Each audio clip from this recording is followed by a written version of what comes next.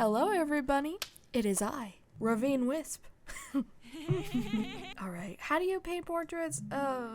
Someone remind me. If you struggle with proportions, I'm gonna show you how I get those, at least in the ballpark of correct. Most of this will be about painting though, because painting is my profession. We're gonna need ourselves a reference, because I'm not one to raw dog a painting, and I hope you aren't either. Stay safe, y'all. Oh no, I bonked my microphone. Send help. This is my reference I'm gonna use for today. There's a difference between studying to understand and studying for stylistic purposes. For example, I study ice cream and baked goods because of the color schemes, not necessarily for improving my understanding of cake and mochi. Identifying your purpose before you start is crucial to judging whether or not your study actually went well. People often say to choose nicely lit professional photography for studies, but people don't mention those with lower contrast styles, just wanting to figure out how to achieve a nice pass-through of rendering without relying on contrast. If you like a picture, you can use it. It's not that deep. My best paintings came from mood boards full of candy and hentai. Anyways, first of all, I'm gonna try to make the canvas the same size as my reference. Oh shit. Nah. Whoa, what's going on? Oh, okay. Having the same canvas size as your reference is really important because, at least for me, I like to use the edges and the negative space. What is negative space? Sometimes when you draw from reference, our brains will fill in the blanks to avoid processing difficult information. Reference drawing is actually quite hard because the goal is capturing forms accurately, not just representing them with symbols and lines. Growing up, we're presented with all sorts of simplifications when it comes to drawing. Hell, have you ever seen a stick figure? Something tells me that this is not representative of reality. Regardless, as beginners, this is the only basis we have, and subconsciously our brains will struggle to see the benefit in taking in new information when they can just use those trusty old files from kindergarten instead. When it sees eyes, it will urge you to draw two crescents and lashes protruding like sticks from the ground. In order to truly learn, you have to focus on the structure of the features and how to build them from the ground up. How do the eyelids curve and crease around a sphere at different angles? How do the nostrils connect to the philtrum? Eventually these things will become second nature, but for now you must pay attention and figure these things out hands-on through practice. You're not drawing eyes, a nose, or a mouth. You are simply recreating forms you might as well have never seen before. Unless your intent is stylization, do not let your mind bamboozle you and draw exactly what you see. To make this a little easier, you can focus on a little thing called negative space. This is negative space, and this is positive space. So essentially the subject versus everything else. But you can also take it a step further by drawing the shape of the cheeks where they meet the edges of the features instead of the features themselves. Monkey brain seems to be fighting for dear life to fuck us over daily, but focusing on what it can't pretend to know may help it shut the fuck up. Focusing on the negative space will partially eliminate the urge to assume. Since the shapes aren't particularly recognizable, we haven't built up a visual library of symbols for such specificity, therefore making it easier to absorb new information. First things first, you're gonna need to choose a background color. I like to squint and choose what color is most prominent in your reference, so if I squint and look at that reference picture, it's mostly a greenish, yellowish, orangish color. That was not the right button. Oh man. I'm gonna use that and then merge that to the paper layer. I hate paper layers. I'm gonna use this gradient tool over here. So it's this button. I'm gonna make sure the foreground or transparent button thingy is selected. And I like to add a few gradients just to give me somewhere to start. I'm gonna choose like a darker, more saturated orangish color and pull it down like that. I'm gonna choose a blue. There's that blue bounce light coming from the bottom.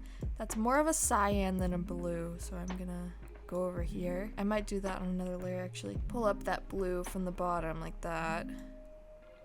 And then I'm gonna alpha lock that and go for a more warm blue. Add another gradient within the gradient. What should I name this? Hell yeah. So I have that. I'm probably gonna alpha lock the brown gradient and make it a little bit less saturated. Something like that. I could add more on the right. I'm gonna merge all that together. I like to do a lot of prep work because it just I don't know what it does. It's just psychologically comforting. Why prep work is important. Since the most important part of good paintings are its foundations, establishing values, colors, and shapes as early as possible will only help you. 90% of your piece is finished after you're underpainting because the rest of the process is just detail work, right? Learning how to prep your paintings can literally cut your process in half. You'd be a fool not to utilize this. Sketch, base colors, shadow, and/or highlight blocking, color correction, then paint. If you want an in-depth tutorial for that, let me know in the comments. Trust the process, by the way. It's going to look like straight dookie for a bit. It's a struggle all of us go through. I'm going to be approaching this as a digital painter, so don't freak out if I'm not using a bunch of lines. Painting versus drawing. The biggest hurdle in learning digital painting from a drawing background is the fact that the two are actually quite different. With painting, you're recreating light and shadow as it interacts with objects. I'd say it's far closer to sculpting than anything else. Lines are a helpful tool for simplification, but you must become comfortable with the idea of discarding them when painting, because the reality is, lines do not exist. Painting is a bit more reflective of reality, so you're gonna be learning planes instead. Keep this in mind during your process. It can be easy to get caught up in thinking of It can be easy to get caught up in thinking of shapes through lines, which can flatten a painting like a pancake. I am just gonna start by zooming out on both the reference and your canvas. I'm gonna add some colors. Very important that you zoom out so you can get the big overall shapes instead of anything small. Big shapes and readability, part 10,032. As I've said before, details are just icing on the cake. One makes up a majority of substance and one sweetens the experience. Cake is literally nothing without cake. We don't call cake frosting because the point is the cake. Clear shapes and values in a painting are about 9,000% more important than anything else. This is exactly why so many artists get away with being so incredibly abstract and messy. The foundations are really all that matters. As someone who deeply appreciates that tireless detail work, even I'd say it's mostly a waste of time. Personally, I don't mind wasting time to add that extra 1% of wow factor because it pleases me, but keep in mind how little of a difference it makes and choose your battles wisely.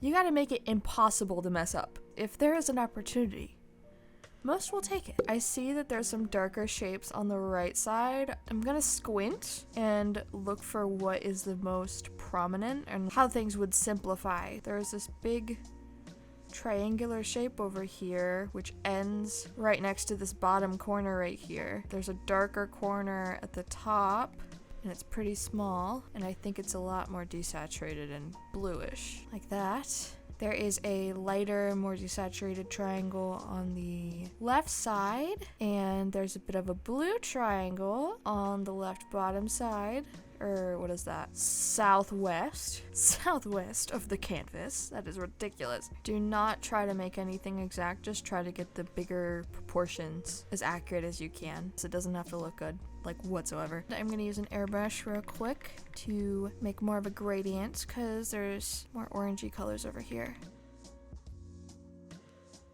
I'm gonna add some gray, add the hair right here. To make this darker, add a little bit of a outline right here. This should be darker, not that dark. Okay, I think that's all I'm gonna do for this particular stage. I'm gonna zoom in a bit more, not all the way, but just so you can kind of understand what's happening. So, very different, right? But you can see how little effort I put into that. I'm gonna duplicate that. And I'm gonna go into edit, tonal correction, hue saturation, and luminosity. And I'm gonna squint once more and try to match to your reference. And then I'm going to go to edit, tonal correction, and color balance to do the same thing. Basically, you change these sliders on all three of these little bubbles right here. Don't forget that. Before and after, does look a little bit closer. And of course, you can also change anything that you want to, but I'm going for accuracy today. Might make things a little bit higher contrast, but other than that, I definitely do want things to look as close to the reference as possible. So now I'm gonna go in with multiply and screen layers. So I'm gonna add a layer, set it to multiply. I'm gonna mess with the color of the multiply layer later because I figure out what will go with the colors that I've already used after I block out all my shadows. I like to start with a grayish color because this is all about values, it's not about color. So I'm gonna zoom out, not as much as last time, but I'm gonna make sure I'm not zooming in on anything. Why is my layer not multiply anymore? I'm gonna figure out where the darkest spots are just to make sure that those are... What is the word? Emphasized, I guess? Or noted? I don't know. You're smart. You can figure it out. Right there. Right here. Not necessarily right there, but definitely right here. Don't merge that. I'm gonna add another layer and set it to screen. We're gonna go over the most highlighted areas. I'm gonna use blue because of that blue bounce light coming from the bottom. Actually, I wouldn't say that's bounce light. That's probably just a secondary light source. But don't look at me. I'm not a professional yet. I'm gonna outline her chin, or the chin area, because we haven't drawn that yet. I'm gonna put a mark where her nose would be. I'm gonna mark above her eyelid. Put this line right here where the highlight is. Blah, blah, blah. Just completely let go of trying to make things look good early on because it's never gonna happen. Sorry. I'm going to merge the multiply layer to the base layer and then the screen layer to the base layer. That's the difference. Not that it really matters that much. There's this thing in art, this little saying that no, I fought for my life trying to remember how this was worded, but I found it on r/furry art school. Shading tip. Just a reminder that the lightest dark will always be darker than the darkest light. Bing. Local value. Think of a black bunny and a white bunny. The local value of the white bunny is a cream color, and the local value of the black bunny is slate gray. The highlights and shadows of both lighten and darken that local value, but if we compare the shadow colors on both, they are very different. This applies when shading within shadows and highlights on more common objects. Here's one rule of thumb. The lightest dark will always be darker than the darkest light. Think of the black bunny as the areas in shadow and the white bunny as the highlighted areas. Both will be shaded differently. Darken and lighten layers help tons with this. Hey, wait a second. What's this? Bye. If you squint really hard, like really hard, you can define 2 or 3 areas that are the most prominent and the rest should sink into the background. So for me, it's her lower and upper face. So her cheeks and her chin and her forehead, and the rest is the background. So what I'm gonna do is I'm gonna choose a white. Now don't look at me. I'm gonna change the opacity. Don't look at me. Just gonna make those general shapes on the lower face and the forehead. I'm gonna erase because that's a little bit odd. And then I'm gonna alpha lock and change it to the color of the skin. I use white just because I like to worry about colors last. It's easier to block things out first. At least for me. You could have just chosen that color and did it, but sometimes it'll mesh in with the background and blah, blah, blah, blah. You're gonna do that, and then on another layer, preferably under those 2 shapes, you're gonna use a brush. You're gonna use a mid-brownish grayish color, at least for this reference, just whatever color the shadows are in your reference, you can use that. I'm gonna fill in the rest with that color. Okay. Fill the whole canvas underneath the face highlight layer thingy. Hide everything but this layer. Select the outside, go to select invert selected area, and then go to the shadow layer and click this delete button right here. So those shouldn't overlap anymore. Now, I know you're looking at me like I'm absolutely insane, but hear me out. I'm going to lower the opacity on this one. I don't know if I'll set it to multiply. Probably just lower the opacity. Okay, and I'm gonna lower the opacity of this one. So I'm gonna do that and put them in a folder just so I can toggle them on and off. See the difference? It's very important to separate your highlights and your shadows, okay? After that, I'm gonna take this bottom layer right here, duplicate it, go to filter, blur, Gaussian blur, and turn that shit up. Usually it takes a little bit to show up in the preview. You can choose whatever strength you want. Mine is at 48, but you know, just make it so it's not super sharp anymore. We have that. You can either turn that upper blurred layer to darken, or you can just leave it and merge them together. Whatever your preference says. I go back into this folder, maybe bring up that opacity a little bit more, merge them together, and then merge it to the base layer. Now we can zoom in a little bit and actually figure things out. So I'm gonna lock this layer right here, and I'm gonna make a new layer, choose an airbrush, and I'm gonna sketch some of the features down. Freehand proportions! For proportions, I like to connect the dots. I'll eyeball prominent spots such as the jawline, outer and inner corners of the eye, the corners of the mouth, the hairline, then connect. When sketching, keep in mind the relationship each feature has with each other.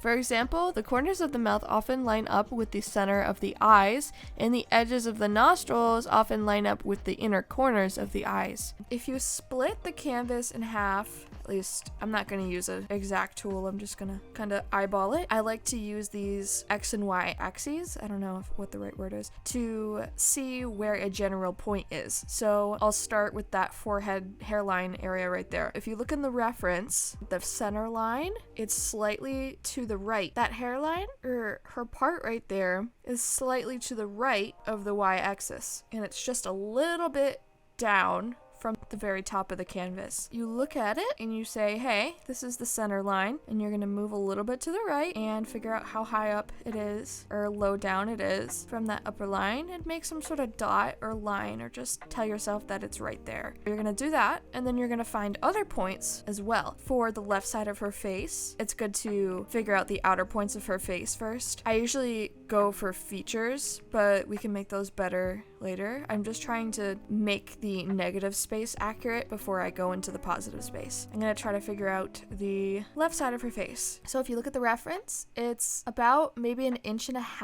away from the left side if you're looking at the center point or the x-axis. I'm gonna go to the center area and move about 1.5 inches, or I think that's just 1 inch, to the right. I'm gonna make a mark right there. Then I'm gonna figure out where her chin is. This is her shoulder, right? This is her hair. You can make little dots marking where you're going, little landmarks. Her neck is probably right here. So I have that general shape, right? And again, don't worry too much about the sketch because you don't want to stress yourself out, but you know, try your best to keep it accurate. We're gonna do the right side.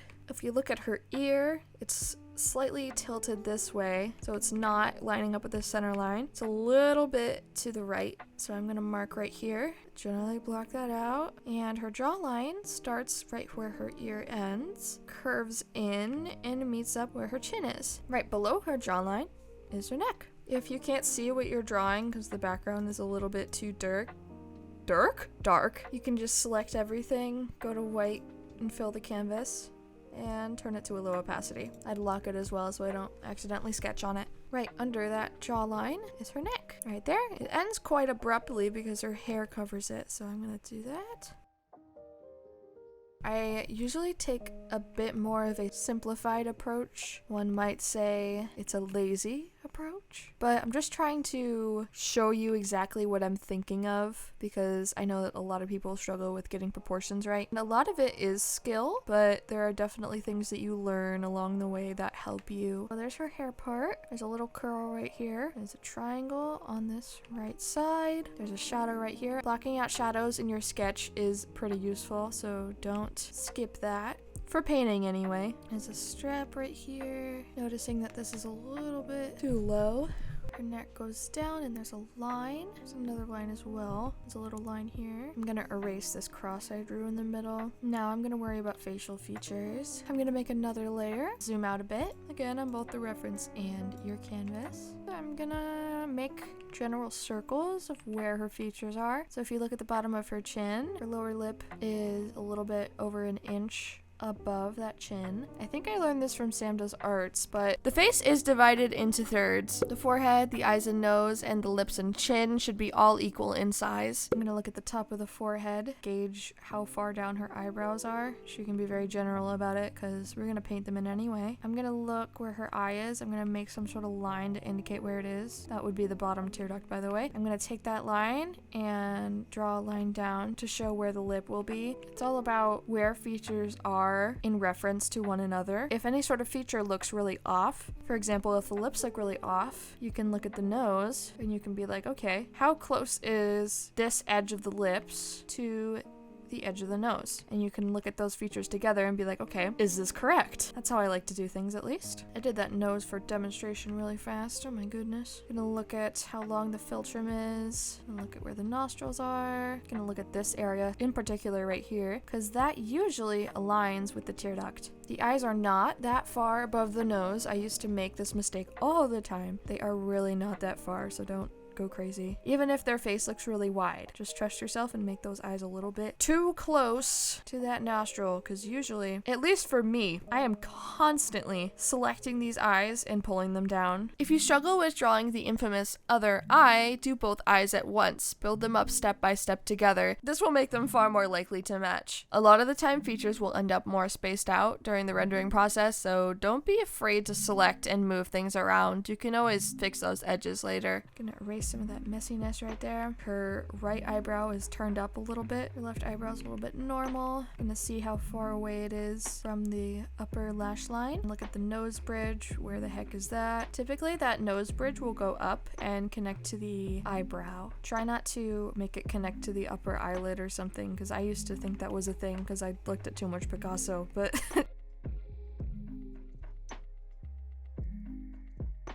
general sketch of her facial features. I'm gonna erase this line right here. I'm looking at the reference and her lips go a little bit farther over here, so I'm gonna extend them. I think that's a little bit too far. They're also a little bit turned. I'm gonna select that, turn it a little bit. Okay. I'm gonna add her irises. Make sure she's looking in the right direction. Maybe close those eyes a little bit. She's starting to look like a deer in headlights. I'm gonna add the eyelids, or the line for the eyelids. I think her nose is a little bit too far to the right. I'm gonna move it over just a smidge. Add the lower eyelid. I will remind you that it's pretty hard to capture likeness in just a sketch because we are 3D forms, 3D beings, question mark? If it doesn't look like the person, don't freak out too much. The rendering will help that a lot. Okay, I'm gonna turn this a little bit again and merge to the bottom. So we have a sketch. Is this sketch perfect? No. But that's okay, because we're gonna paint over it. I am going to make another layer over that white layer. Choose a color close to the skin tone. Not the skin tone, just what the skin looks like in the, you know what I mean. I'm just gonna do that much, or maybe just the hair as well.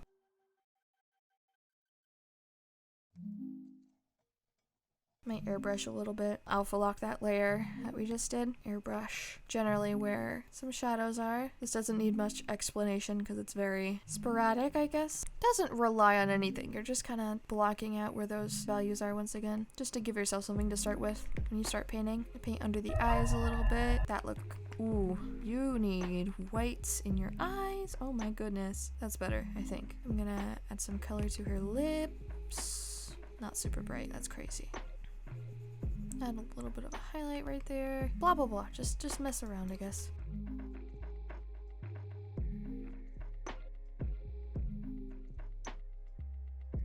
This is the epitome of trusting the process. I'm so for real. This is gonna look godlike in a few seconds. Don't even worry about it. I'm gonna take like an orangish color and line her upper lash line so she doesn't look insane.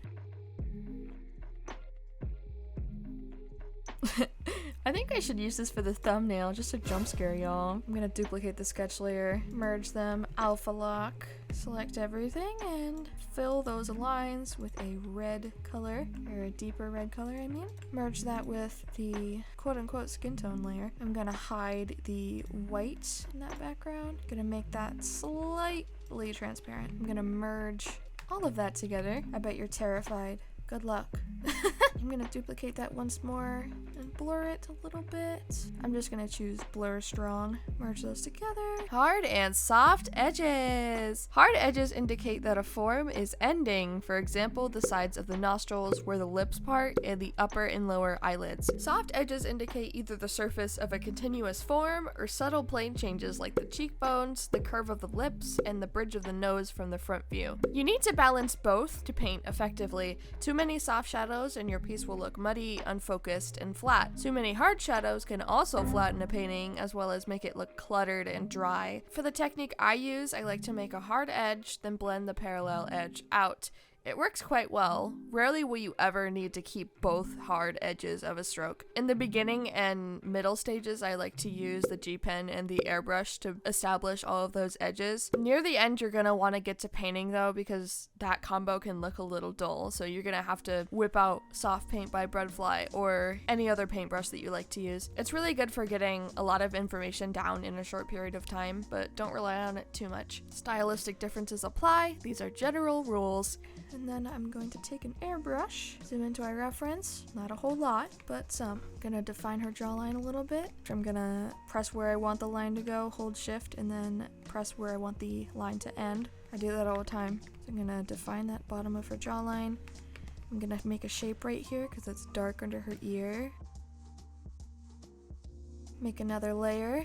Choose that pinkish shadowy color on her cheek. I'm gonna line around and make that a shape. And go to the layer underneath that and airbrush a little bit of a transitional color between those two. Go to the layer above, make sure it's alpha locked, and choose a more saturated color, go around the edges, merge the upper two layers together, add another layer. I'm gonna add a bit of a light pink over here because it kind of looks like that's pink. Alpha lock, blend it into a bit of a blue color, like so. Merge that with a layer underneath it. I'm gonna make another layer, set it to multiply. Choose that skin color, don't worry if it looks weird, we can change it later. Actually, I'm gonna make it gray so I don't have to worry about that. A little bit warm leaning as well. I'm gonna shade under her nose in this crevice, the side of her nose bridge and her tear duct. Then I add a line where her eyelid is, under her eye right here, under her eye right here, eyelid. Gonna shade under her chin right here. And I'm gonna add a line across where her lips part. Gonna darken her irises. Add some shadows over here because oh my goodness.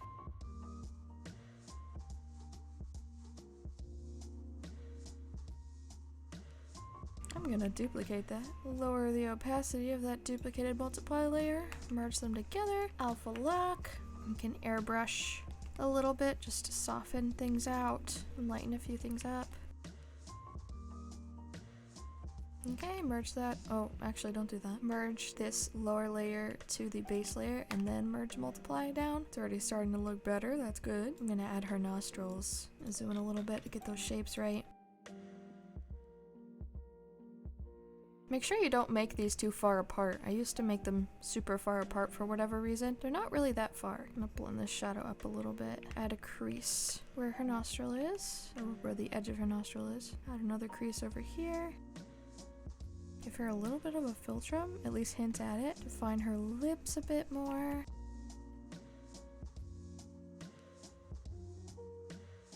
Add a little bit of a highlight right here, here, here, here, here, here, here, and here. Also here and here. I told you guys, my process is weird.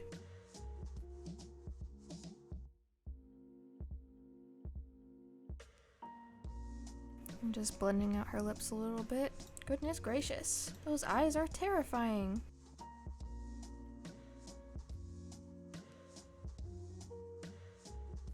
Gonna add more shadows to the right of her eyes, because they do get a little dark. And there is a shadow across going right here.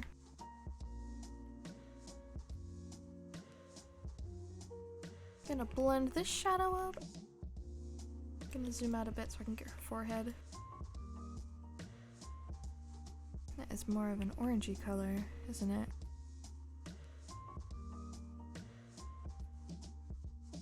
I'm gonna add a shadow right here. Blend this in. Remember, trust the process. Add a highlight at the bottom of her chin.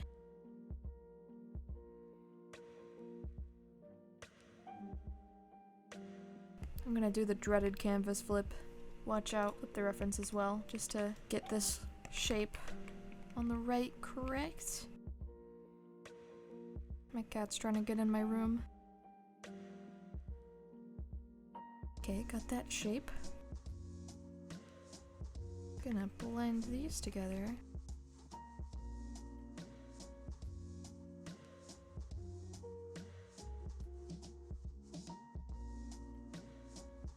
Separate the hair and the skin somehow. Add a darker shape right here. Flip it back to normal. That's quite the difference. I'm gonna merge those together, make another layer, zoom in a little bit, fix this cheek on another layer. Add a bit of blush. There's a bit of orange on here. Blend this out. I'm gonna add a little bit of orange to her nose. And there's also some blue on the bottom.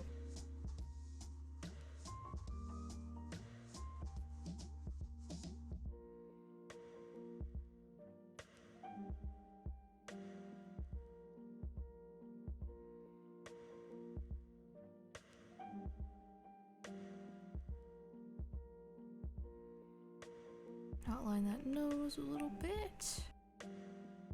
Don't look at me using soft paint by Breadfly. I should be using the airbrush. Goodness gracious, I'm getting up. I need a standing desk. Ow! My knee hurts now. There's a little highlight right here, but I'm not gonna go full strength just yet, because that's for the end. This plane usually ends up being quite flat. And this is not as light as I made it. This is blue. Warmer blue. More saturated blue. Okay, I'm gonna go with that. I'll fix it later.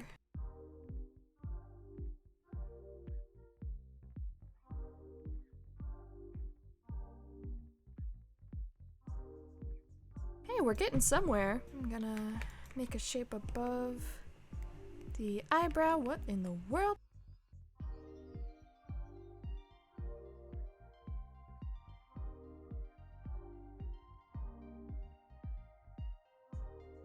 I'm gonna add some more shadow. Ooh, turn that saturation down.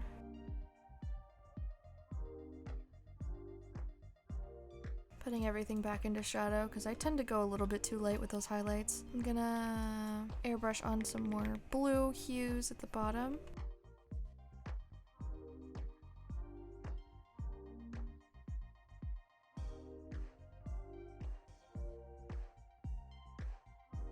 This is a little bit darker.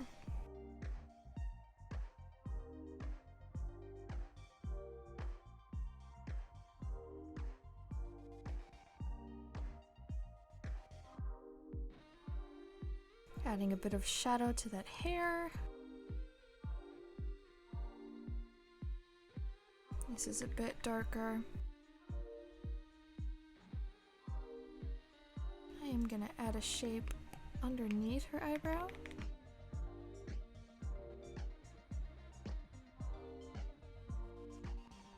Just cleaning those up, they were looking quite messy. Add that line back, and darken this a little bit.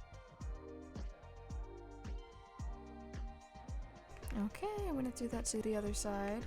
I'm gonna flip it though, so I can see better. Clean that ish up. God, what is that color?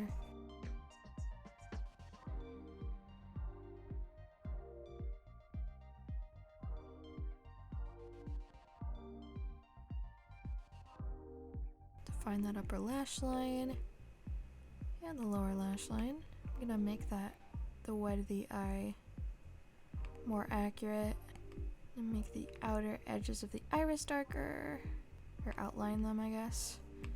Add those pupils.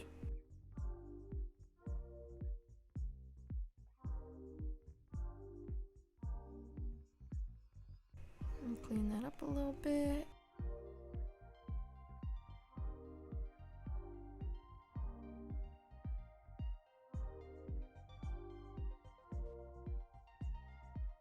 This is a little darker. There's a highlight above it right there.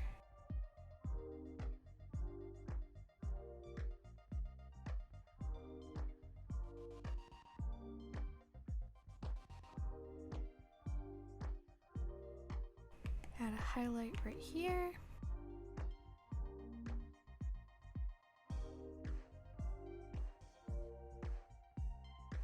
Fix those eyebrows.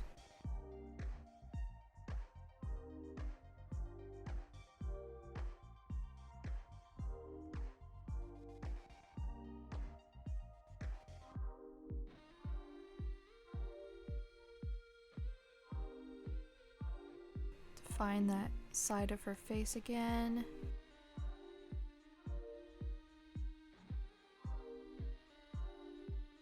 I'm gonna add some darker shadows on the corners of her lips.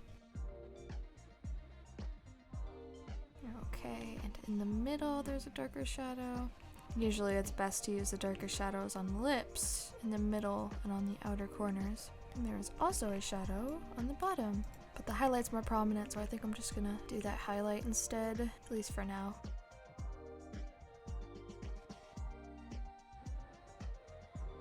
Yeah, I flip my canvases every 2 seconds, fear me.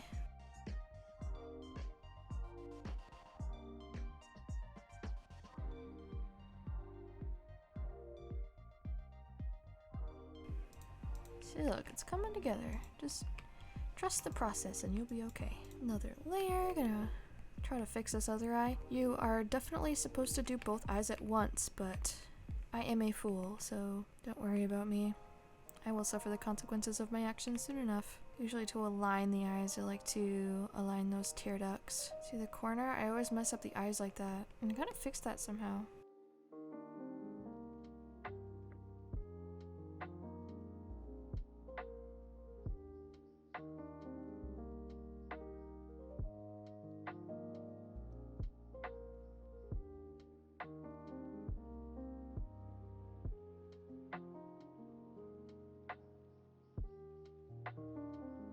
Wonder why her pupils are so big. Is it really that dark where she is? What are you looking at, girly pop?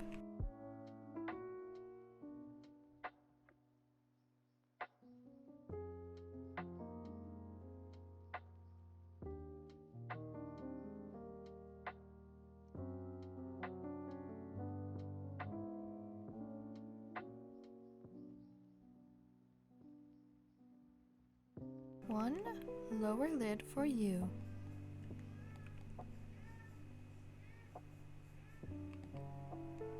I guess you're my cat.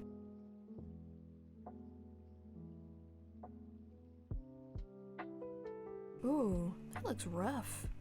Don't worry, I'll fix it. Just wait. Gotta have that blind confidence in yourself. How else will you get anywhere?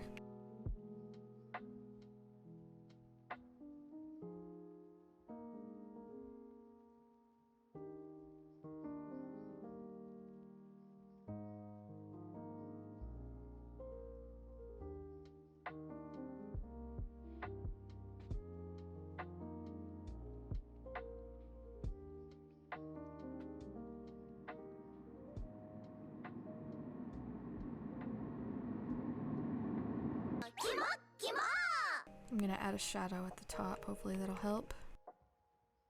Yep. Those are the wondrous shadows do.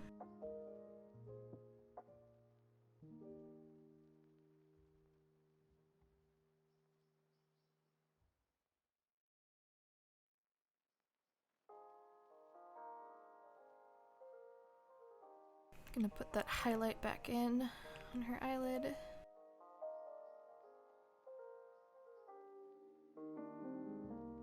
I want to listen to some K-pop, but no, I must focus.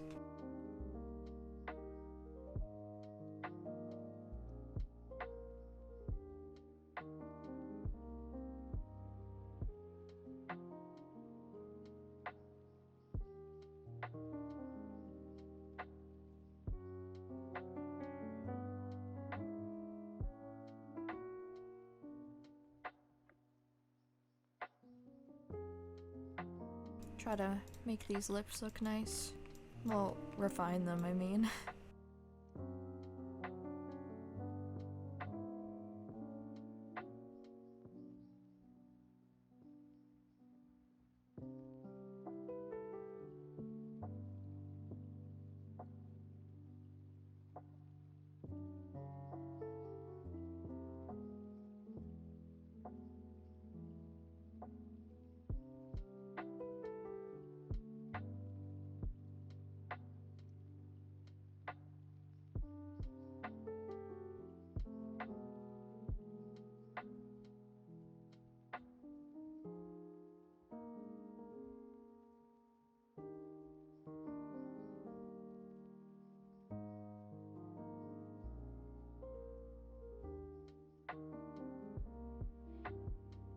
Okay, so the rest of this video is just gonna be time-lapse footage of the rest of this painting because I didn't really have anything else to add. It's quite repetitive. I feel like painting in itself is a very repetitive thing, so I wanted to include as much as I could because if I were looking for a tutorial like this, I would have appreciated something like that, but you know, if you're not into watching 14,000 hours of painting, then congratulations, you're normal. But thank you for getting this far if you have. I'm honestly surprised. Hope that was helpful. Leave a comment, like, subscribe, blah, blah, blah. Yeah, I'll see you next video. Bye!